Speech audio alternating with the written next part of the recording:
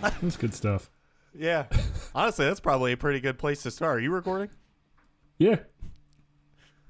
Well, welcome to the podcast. This is 2 decades too late. I am Brad, hanging out with Josh. What's up, everybody? This is the podcast where we review albums that are turning 20, mostly metal for whatever it's worth. And this week we are doing Unhallowed by the Black Dahlia Murder. Yeah. We wanted to make sure we got this one in this year. I mean, obviously, you know, Trevor's dead and that sucks. So That does suck. On that note, suicide prevention hotline, new number, 3 digits, 988. So you don't have to remember that bullshit long-ass 1-800 number when you're in crisis. Just 988. And if you're listening to this, just know that you matter. If you're listening to this specifically, you matter a shitload to us. So Agreed. If this is you, hang in there, find someone who can help, and you can make it through whatever you're going through. So Just want to get that out there right away. And you're not alone. Everyone goes through things. You're not weak. You just need support like we all do. So reach out, get some help. You rule. I promise. You rule. So we kind of talked about this a little bit already. I'm very interested as far as what you're going to say about this as compared to me, because I think we're going to be differing a little bit. Yeah, I'm surprised at that. I am too. I'm very surprised at that. It could be the Celsius giving me the shakes, or it's just how excited I am to get into this. Both. It can be both. Both. Well, this album is good, and if my first thought I had when listening to this was how jealous I was that this was someone's first album. Like, yeah, they had their insane demo thing, but the fact that this is your first release, well done, boys. My God. Yeah. Yeah, actually, this is our first band in this group of CDs or albums we're reviewing, that this is their first album. This is our first album review. Yep. Yep. Black Dahlia Murder, famously from the Detroit area, Waterford, Michigan. They formed in 2001, so they were only active for 2 years at this point. Again, if you go back and listen to our As I Lay Dying, they got scooped up by Metal Blade. Good call, Metal Blade. Dude, Jesus. What a win. Like an absolute, both of those bands, the amount of money those two bands alone made that record label, or are making that record label. Yeah, unbelievable. I wonder what they think about Connor Stallions. Odds that they even, I don't know. Topical. Yep. It's the only thing everyone's talking about all the time, and I love it. Fuck you, Michigan. I'm kidding. If you're in Michigan, if you can't tell, Brad lives in Columbus. Yeah, and I'm very cliche in that regard. If you're in Michigan, I am sorry that I'm not. I'm not sorry, but thank you if you're listening to this all the same. Your mental gymnastics are very impressive. Is very impressive. Yeah, from. I can't believe they were only around for 2 years at that point. That's unbelievably It's surprising. impressive. Yeah, it really is. It's funny. All the reviews kind of allude to that fact. They say things like, yeah, these guys, they've definitely heard At the Gates, but they've got youthful energy, and let's see if they stick around. And almost just in response to that, Black Dahlia Murder, they became probably one of the biggest, most influential bands in metal, releasing albums like clockwork every 2 years. So prolific, for sure. Undoubtedly. That's crazy. It cannot be overstated the impact that this band had on like an entire generation of people at this point. Like, it's not even just, and it's just crazy. I'm glad they're still going. sad it's in the way that it is, but it does comfort me that they didn't stop, because they've been like they're like my music security blanket. It's the last one I have left after like Dillinger and Every Time I Die broke up. It's like, well, we still have Dahlia, so yeah, that's good. So thank you, Brian Eschbach, for carrying on the torch. Yeah, and man, what a amazing songwriter. I know he's the main songwriter. I know that shifted depending on the album a little bit, but like, to have this be your first album and to like be around for 2 years and have such a sound that like you just knew who it was, and I just, to be that young and making it that, like, I've always been all over the place, always, still, you know, like, and with music and songwriting, and dude, he had they changed from album to album. I like, you know, like every band a little bit, but to start that strong and be like, I got this, like, right now, and we're just gonna keep doing it. Like, I don't know, unbelievable. That's what struck me the most when I listened to this again. I haven't listened to it in a while. Yeah, and every song's good, and part of that probably has a lot to do with Trevor's lyrics, right? So Trevor wrote all the lyrics, and one of the reviews actually kind of hits on that. He's like, I pretty much love when, you know, bands focus on the big picture, not just the music or not just the lyrics. Is like, you know, this is built on a solid backbone of lyrical content, and the music, the songwriting reinforces the music or the lyrics and vice versa. Like, that's just dead on. Yeah, it is.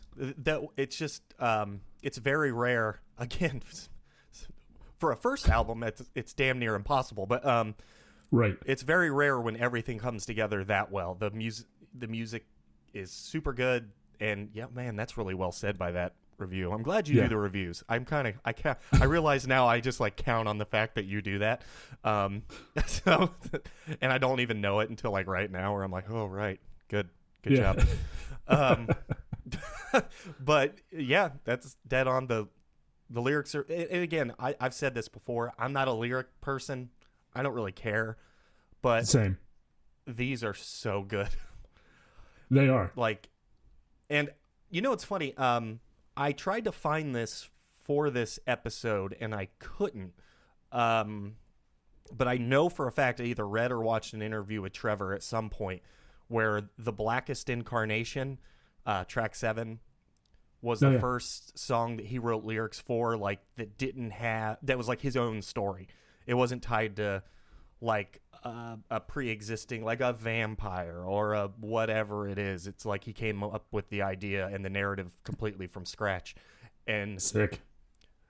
I mean, you're still coming up with it. So I like his point's well taken. It's like, you're still doing it though. But even still, like, and those lyrics might be my favorite. So he's so missed.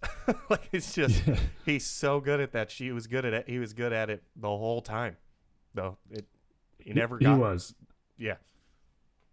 And like, so if you've listened to this album in the past and you haven't kind of read the lyrics or followed along with the lyrics in the album, do that. I promise you, it is a treat. It's macabre, it's grotesque, but it is so masterfully explicit and graphic that it just creates the picture that you're trying to create. And I think I never knew this before, so I'm glad I got to do the research on this. But the beginning and the end, the intro and the outro, I also learned this during. Kind of sets the tone for what this band's all about. It's they're excerpts from the guide "Butchering the Human Carcass for Human Consumption" by the Church of Euthanasia. The intro's from the section called "Gutting," and the outro's from the section titled "Beheading." So, you know what you're getting into. Yeah, and I ended up reading a little bit of that. Same. That is I can't believe that exists. It's a very practical guide. It is. You know, I listen to a lot of true crime and watch a lot of true crime. Very little makes me feel uncomfortable at this point. That made me feel genuinely uncomfortable. Mm-hmm. I gave up on it pretty quick. Yeah. Something about someone being so mathematical about disembodying a human being to eat it was not great. Good for them, though. Because it's a sick, like, it, yeah, like you said it sets the tone perfectly. And now that I know where it came from, maybe even more so. Like, yeah. Ugh. So yeah, if you want to eat people, read that. You know, whatever. Maybe don't eat people. Don't eat people. Probably don't do that. Yeah. If you can avoid it. Right. Ugh. So also funny thing that I think I may have known at one point and forgotten, but I kind of forgot Bart was on the production of this album. Oh yeah. And it's like he's not on Miasma. And what I'm going to say, so for me, Miasma was the bigger album, like as far as like impacting me as a musician and all of those things than Unhallowed was. I heard Unhallowed first, but Miasma like blew my mind because it didn't really sound like At the Gates and whatnot. It had its own thing going on, but the production sucked. The guitar sounds like it's like paper thin. And I just thought like, boy, I don't know if that's all Bart, but they didn't have him on that one, and they had him on the bookended ones like Unhallowed and Nocturnal. And both of those, it's just kind of funny. Like, man, did he make that big of a difference? Right. Production-wise? Because, God, so I think, like, with this one, the guitar tone sounds like a triple rectifier to me. I couldn't, like, find that anywhere. But it's triple your rectifier. Butthole jokes.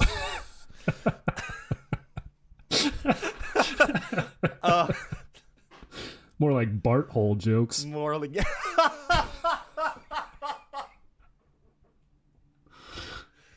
if no one has said, I hope that's the first time anyone said Barthole. It probably isn't, but I hope that it is. Oh my God, that's so fucking funny. I have no idea what to say after that. I'm completely derailed. One of the things I found out, like, that I found interesting is, like, melodic death metal wasn't big yet in, like in the US in our age group, I want to say. Right. Yeah. And when I looked at the, like, early tours with Black Dahlia Murder, I was like, that's weird as hell. Like, they're touring with, like, Throwdown and, like, Walls of Jericho. Both bands I adore, by the way. But, like, can you imagine being a Throwdown fan and you have to sit through Black Dahlia Murder at that time? Like, now it's not... things aren't like they were. Things are a lot more inclusive now, and we don't gatekeep the way that we once did. Which is good. But I know that I saw them during their Miasma tour at the Basement in Columbus with, like, there was like 60 people there, maybe. And it was awesome. But I just, to think about that era and, like, how big they got. I mean, they're gigantic. I've seen them almost every year for the last, I don't know, maybe since 2000.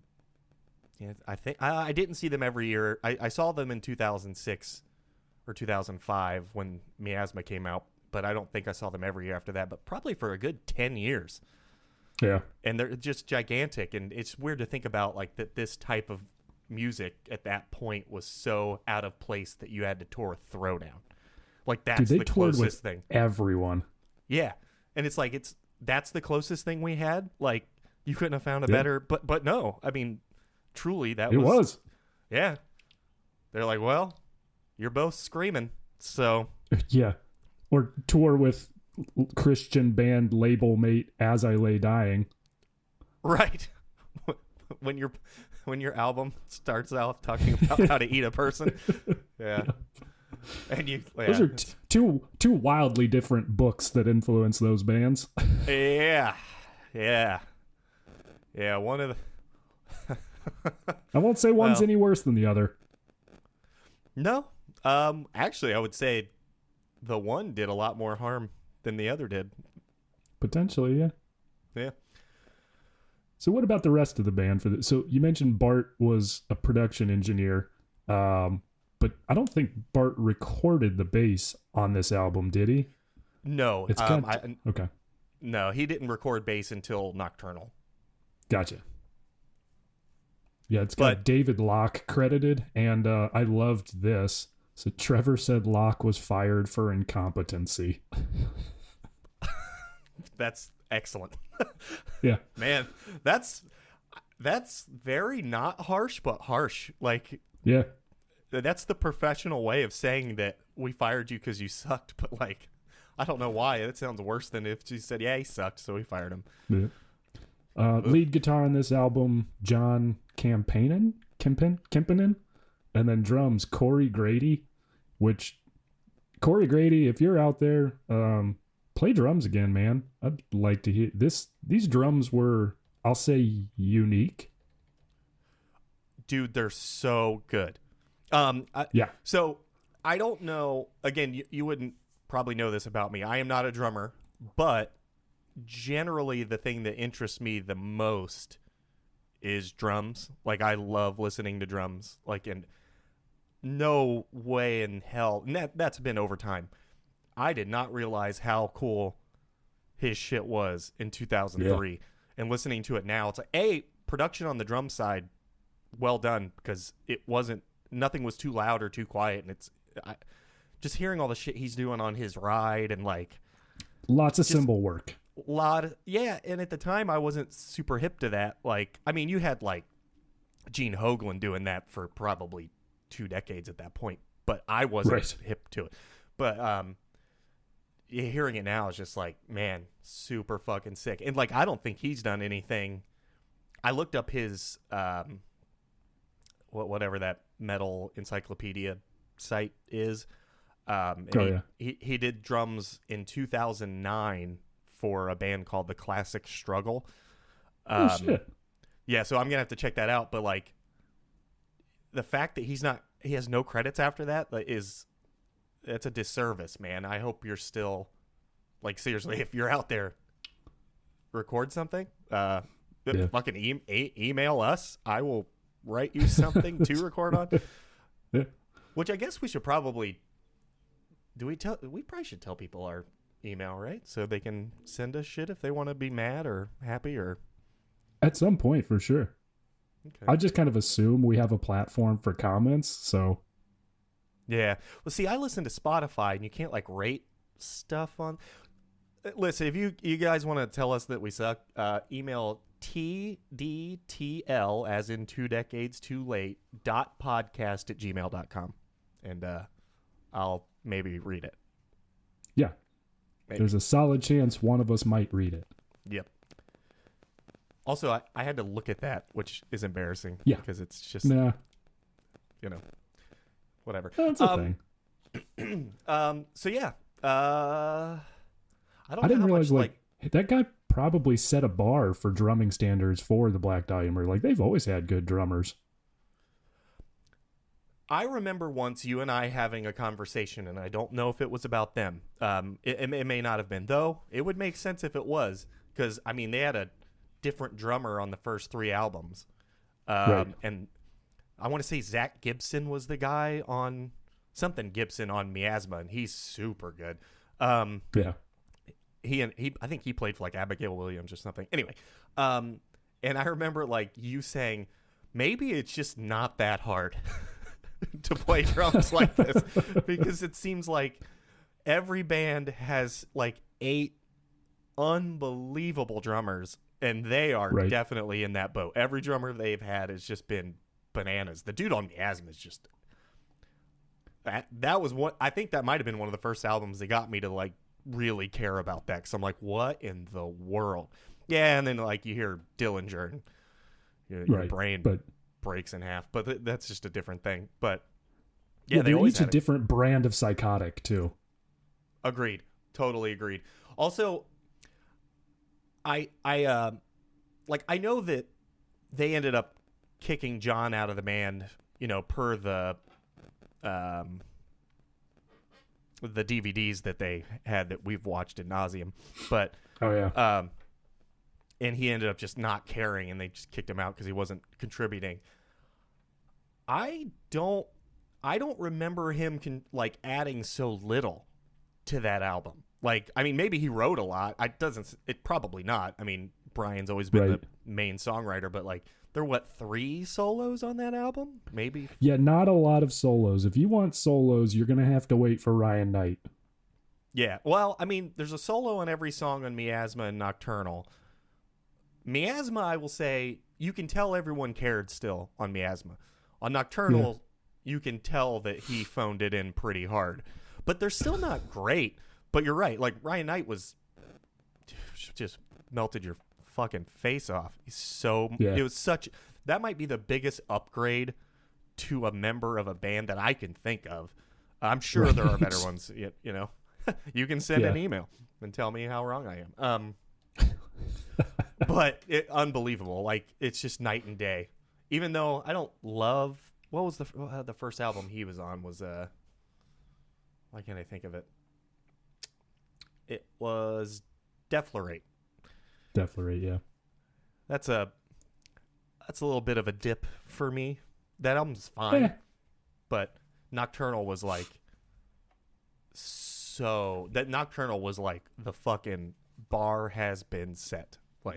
So I always had this weird thing with Black Dahlia Murder where I didn't like whatever their newest album was when it came out. When they released a new album, I would always go back and listen to the previous album. I'm like, oh, this shit's way better. And then another album came out, and then I listened to the previous album. And I was like, oh, this shit's way better. You know what? But I think back in the day, we kind of all did that with almost everybody. It was always that mentality of the old stuff's the best stuff. Right. So I don't even blame you for that. Though that trend broke for me, and I can remember my dog is tearing up a toy. If you guys pick that up on my mic, though I don't have Josh's mic, so probably won't. But anyway, right. It's coming through on my mic. 4 cities away. Man, what was I talking about? Oh, that trend. They're the band that broke that trend for me and made me realize that's not going to be my mindset going forward on Ritual. Oh yeah, because I Ritual's remember you were actually at my apartment when they released the teaser for that album. I don't know if you remember that or not, but I remember you, Jordan, and Evan and I being holy fuck. And it was 10-second clips from each song and just being what in the world? And then that made me realize, I'm oh, so it's just just take it as it comes. But that took, forever for me to get to that point. But Ritual, I think, is the straw that broke the camel's back on that for me. That's a solid call. Yeah, so, I don't have this one's kind of weird for me because I don't really have a lot to say because it's just really good. Kind of wall to wall. It is a band. I noticed in this, being as critical as I could, that you can tell it's a band trying to find their sound, but not nearly as much as most bands' first albums. They had you could tell they were kind of being the metalcore scene was impacting them a little bit. They had moments where, again, I would never call this metalcore. I don't. No. And every review I looked up on YouTube did. They're and there's metalcore moments, and it's I think there are metalcore influenced moments, but just because you play a 2-step doesn't make something metalcore, and I think that's a thing people have a problem with. Maybe not a problem with. I guess if that's your opinion, that's your opinion, but I don't agree. Right. Because I just hardcore is not defined by a 2-step. There's more to it than that. You know what I mean? It's what? There's an attitude to it. There's It's a whole thing, and none of that is in this album. Just like none of that was in Darkest Hours album. Like, Right. I think people were making that comparison just because like it was low hanging fruit for 2003, but I don't think it's accurate. That's a good point. Yeah. I actually didn't run into the word metalcore. I thought, oh, sweet, we're going to get through a fucking episode without Brad flying off the handle about metalcore. Yeah. I mean, and I won't hear because it's like, it's just so far from it. I don't even get, I didn't get it. I was like, well, I mean, but again, I think if you go back in time and you listen to things in 2003 like we have, there's kind of a overall feel going on with a lot of music that I get maybe why your brain goes there, but I personally don't agree with that assessment. Yeah, I think they landed solidly on melodic death metal for this. Yep, I would agree. And I will say there's like some of that, if you're gonna, oh man, what is the band that I am trying to think of? Oh no. Well, I had a comparison to make to a deathcore band, but I can't. Well, who's a deathcore band at the time? I think Blood was in the name, and we'll splice it in.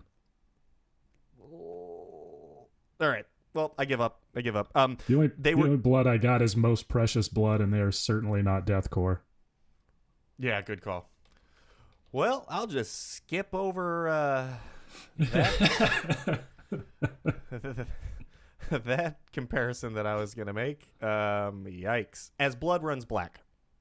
Oh, yeah. Love them. So if you're going to say as Blood Runs Black is metalcore, which they are, but I put a little more into the deathcore area, I found a lot of the riffs on this to be reminiscent of that a little bit.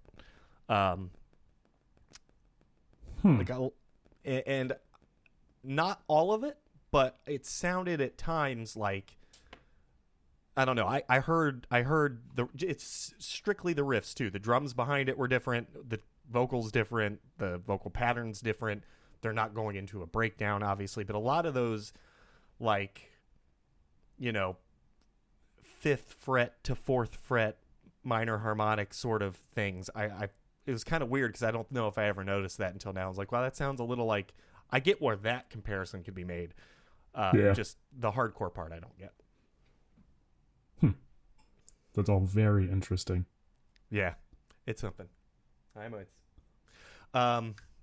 cut my dog's nails, and he's scratching the fuck out of my arm right now, and it hurts. Sick. A lot. Yeah. I bet. And I'm bleeding. All right, good. Very appropriate for this album. Yeah, good call. So yeah, I don't have a lot of stuff to add just because it's like, hey, if you're listening to this and you're in this kind of music, I mean, what do I have to say about Black Dahlia Murder? It's just like, right. I know that's the point of the podcast, but it's like, they're it. Like, they've been a mainstay. They've never been bad. Even their worst album is better than most people's best album. Yeah. And this one is just really good. And I get my biggest thing is I can't believe it's their first album. It blows my fucking mind. It really does. It's great. And it's great all the way through. I mean, there's bits to love and everything. There's fast tremolo parts, there's blast beats, there's catchy hooks, there's a couple okay solos.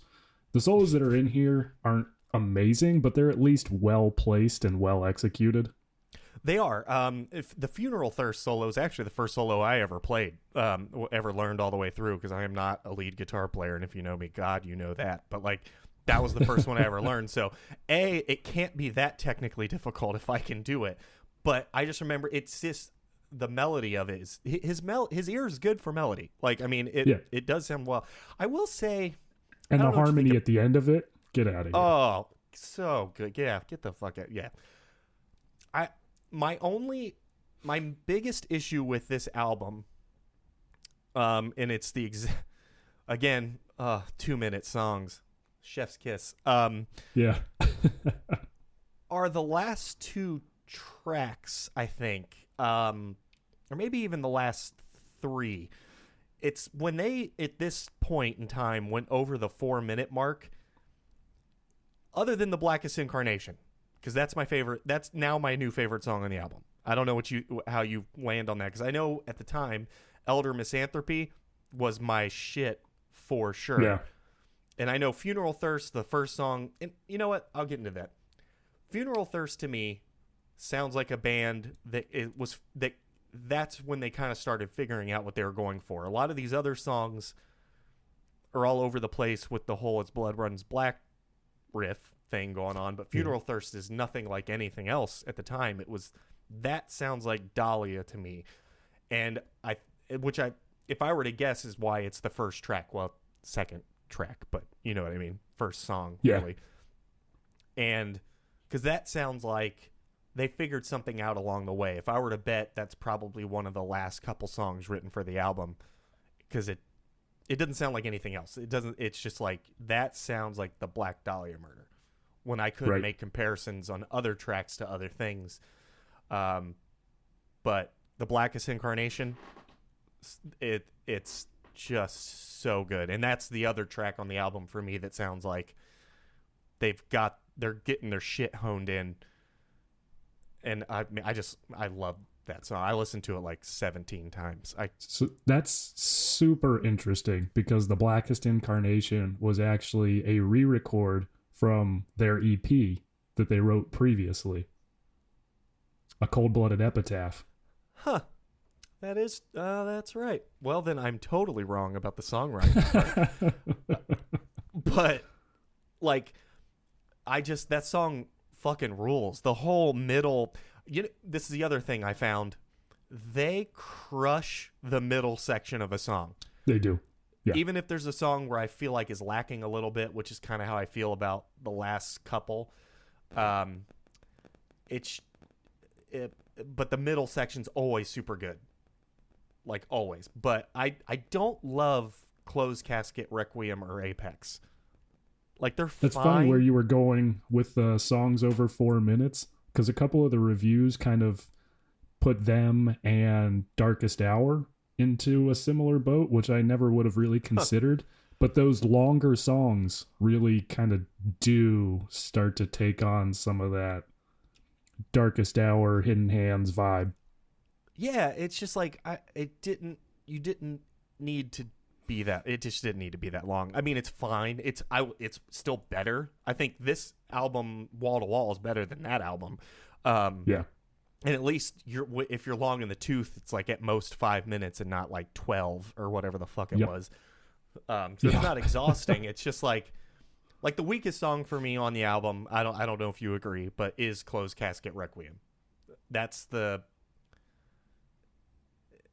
there's a lot to... If you were to tell me that sounds a lot like metalcore, I might buy it. There's bass drops in it, which is weird. Yeah. Like weird. A lot of bass drops. The ending is kind of breakdown-ish.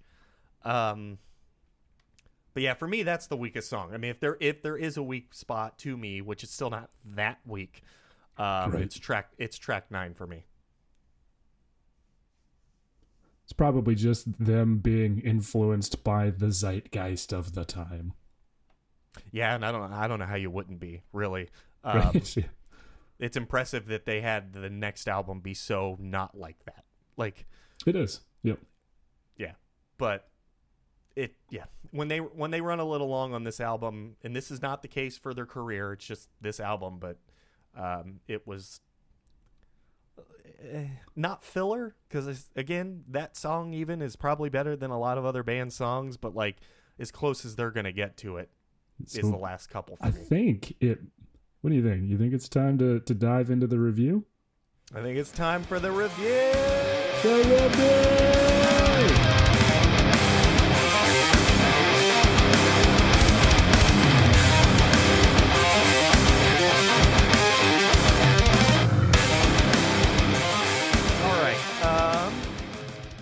Well, Josh, album art. Go for it, man.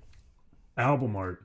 Dude, I actually did find some stuff out about this, which is pretty cool. I like the album art. I think it's super minimal, tastefully done.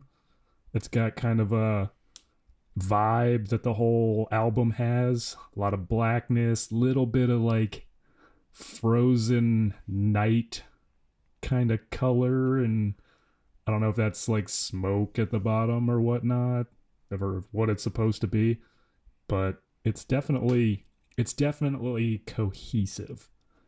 And so John Zig did their logo for this and Miasma. He did kind of a lot of artwork in the metal scene for various people, and Adam Wentworth did the graphic design. He also seems to kind of be a big deal in the artwork space. Also, the basis for the Red Chord, so pretty sick. So That's cool. Yeah. Overall, I think I'm gonna give the artwork a 5. Oh boy. So Oh no. I can't. I'm so excited. I love it when we are far apart on things because I think it makes it more interesting. I hate this album artwork. No. And it does make me feel bad a little bit just because, like, maybe the most iconic logo for a band in our time. For me, Was anyway. this kind of Like, the emergence of the furry logo? yeah, probably. Okay. Yeah, I could see that.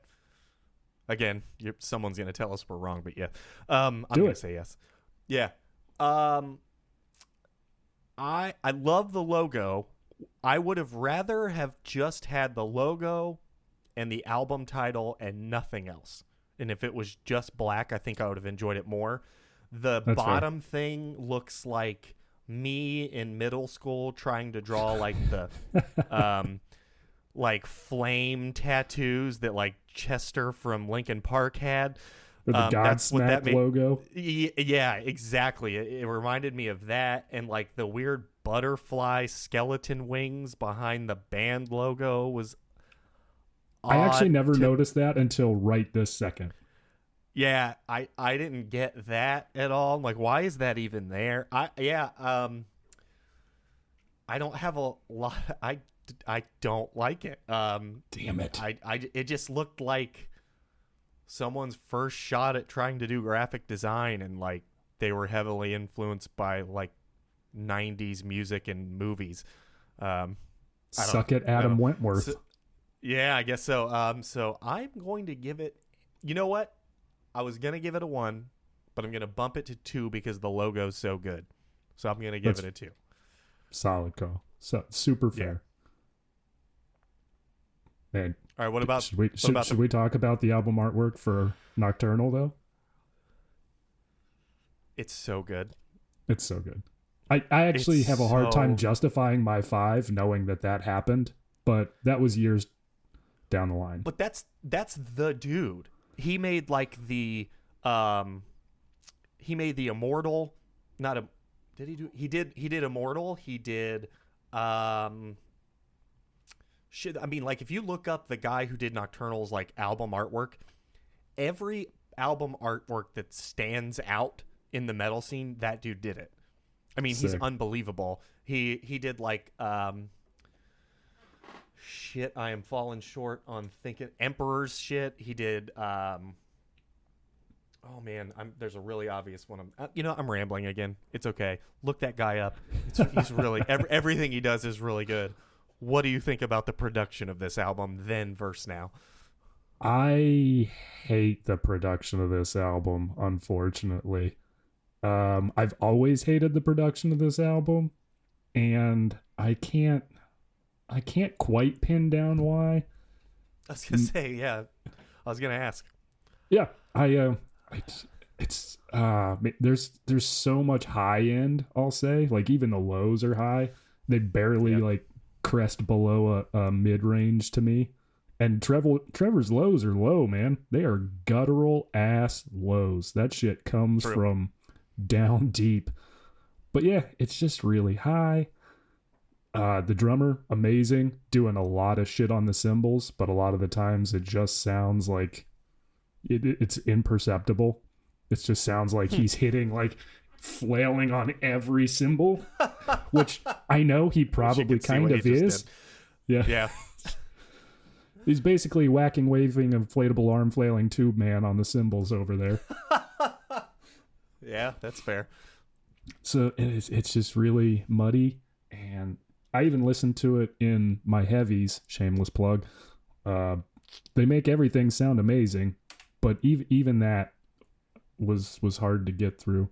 So I gotta give the production, I won't say 1 because it's not the worst, but it's damn near for me. So I'll give it a 2. Wow, man, this is a good one. Both of us wanted this to be a 20 across the board, by the way. 100%. Yeah, this, like, it can't. Well, we'll get to the impact thing. But I like the production of this. No. The only thing for me is that I do wish it had more low end, and I wish the bass was coming through a little more. You're right that it is. But here's what I did, and it's kind of funny. I think I did this subconsciously, but if you listen to, like, whatever, what's the second August Burns Red album? Thrill Seeker? No, that's the first one. Yeah. Whatever the second one was. I want to say Vendetta, but I know that's not right. That's Throwdown. It's Throwdown, yeah. Yeah. But it's got the candle, and it's really close to the prayer hands. Messenger? Messenger. I think you're right. That sounds right. If you go...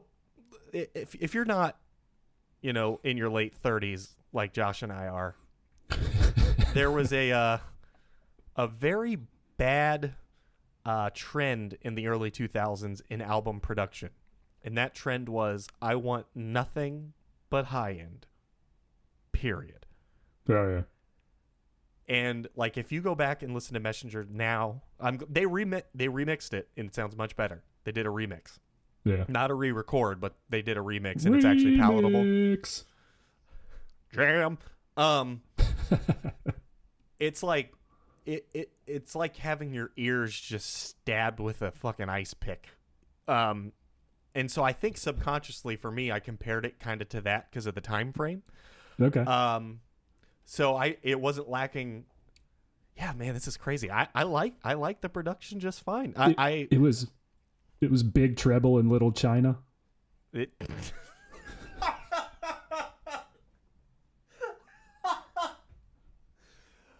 Oh man, between that and Barthole, you're on fire. I forgot about Barthole already. Oh man, I will never forget about Barthole. So anyway, it doesn't matter. Long story long, I wish there was more low end, and I wish the bass came through a little more. So it's funny that a 2 sounds so much worse than a 3. It does. Because like I liked it overall, but I still won't go above a 3 just because I do think that impacted it pretty hard. But I don't dislike it. It's fine. Hell yeah. Why it's a 3, I guess. Yeah.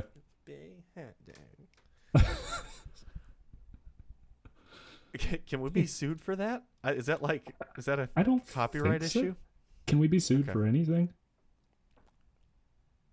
Probably. That's why if the answer's yes, then yes. If the answer's no, then no. Because part of me wanted to play snippets from songs in these, Same. and I steered clear because I was scared because I listened to Common Man and T-Bone, right? Spotify has taken episodes of their podcast down because they have songs with certain copyright situations. Yeah, so it scares me to death. Anyway, I don't want to have to worry about clearing copyright. I don't know, Brian. I don't know. I don't know. What bit was I even trying to think of? It doesn't matter. What about I think the John Leguizamo bit? That is twice now, so that's 2. Yep. I don't know, John. I don't know anybody like that. All right. What about impact at the time? Let's hear from Brad first on this one. This can't be oversold for me. It was huge. It was absolutely huge. I was, and I've said this before. I weirdly got into black metal before I got into melodic death metal. But the two have similarities, but they're not the same, obviously. Right. And I was really, really into metalcore at the time, as we will say 10 billion times from now until whenever we stop doing this. I needed this band at the time in a way that I can't even really convey. I wasn't into death metal yet. That was, again, black metal before every other sort of European, Scandinavian. Well, I guess death metal, you'd almost say Floridian for the most part. But, like, I was into that stuff first. And I needed this band to have an occasional two-step riff while having vocal patterns that were catchy and memorable, but also giving me death metal and melodic death metal. And it changed everything. It opened up the floodgates to all the other stuff that I ended up being into. And there's no way without this album I would have probably been ready or mentally prepared for the stuff that was more so. Like, right. I wasn't listening to Cannibal Corpse yet. Like, I would love to be that legit. I wasn't. Like, I was into Immortal and I liked Dimmu Borgir and all that stuff. But, like, I wasn't listening to the crazy shit. You know what I mean? And right. if I didn't have this as a bridge from the mostly metalcore things we were into at the time to everything else that ended up being, like, I'd heard At the Gates around the same time, but At the Gates doesn't have the death metal part or the blast beats, really. They were more on the melodic side of things, and this had that stuff, and I needed it. I absolutely needed it. I wouldn't have been able to be probably in the position I am and what I'm into at this point without it. So it's such a 5. I'd give it a 6. Like, I'd give it 100. whatever the thing was, I would give it whatever, because I didn't end up writing a lot of metalcore in my life. I ended up writing melodic death metal. That's where I landed, like, as a musician. Right. And I never would have been able to do it without this album. There's no way. So take everything you said and multiply it by probably 3 in my case. So, like, I definitely wanted more As I Lay Dying, more Killswitch Engage, more August Burns Red. I wanted all that. That's what I consumed. But this album was that gateway album to that other world of music for me. So, like, you know, I wasn't listening to Necrophagist at the time, but now I have an appreciation for it. And just being able to merge those two worlds of death metal and melody, like, I still seek it out. I still crave it. And probably wasn't until, we got to Inferi that kind of took me even further in that direction. But this definitely opened the floodgate for me to even like Inferi. Right. Totally agree. So I'd say, I probably didn't like this album until Miasma came out, but still.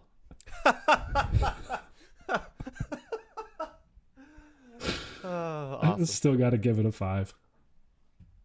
Nice. Well, this next part then I find very interesting with your production opinion. Yeah. How much did you enjoy listening into it now? So I still want this to be a 20, and I'm sitting at a 12 right now, so I'm going to give it an 8 out of 5. Oh, man. Nice. No, I've got to give it a 5. Production aside, this album is this album, and this album is this album because it's this album, and I still enjoyed listening to every second of it. I still sing along to the lyrics that I can pick up. I actually took the time to follow along with it and the lyrics, which further reinforced how great this album is. So, like, I walked the earth and shrouded in its darkness the whole time. That was me. Fucking awesome, man. I'm gonna give it a 4, only because the last 2 tracks, I was ready for the album to be over in a way. Like, oh no, it's a roller coaster the whole time for the first 8 tracks, and then I get to 9 and 10, and I'm like, you're not holding my attention in the same way that you did up until this point. That's fair. I don't even feel good about doing that though, because it's like, again, it's such a good fucking album. It is. Do not let these scores in any way influence your decision to listen to this album, because you absolutely should.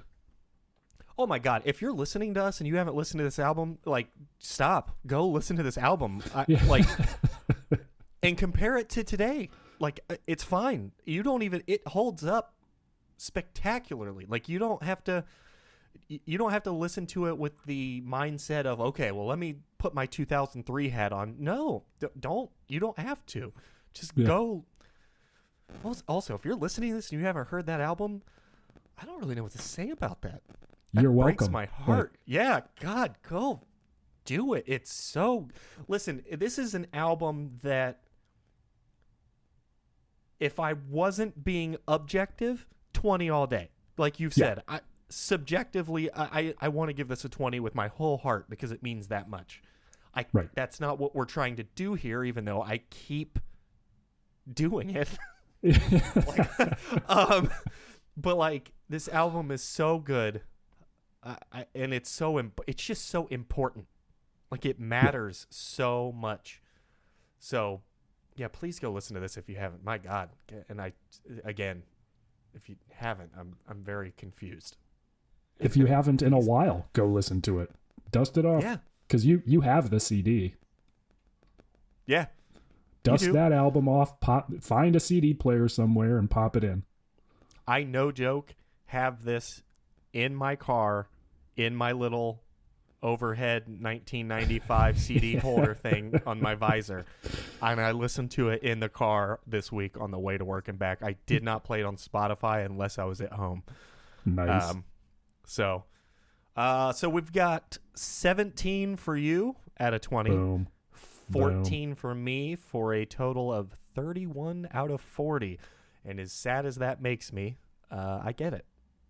But yeah, I might cry a little about it. Before we end, I want to just say one thing about the visor CD holder.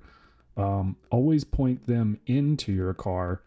That way, if you make a left turn with your window down, your CDs don't go flying out the window. Just a little... Holy shit. Did that happen to you? Yeah. Because, you packed so many in there, and then the shit's got loose. Yeah. Watch these fuckers jump when I get loose. Damn. Anyone get the Primer 55? Yeah.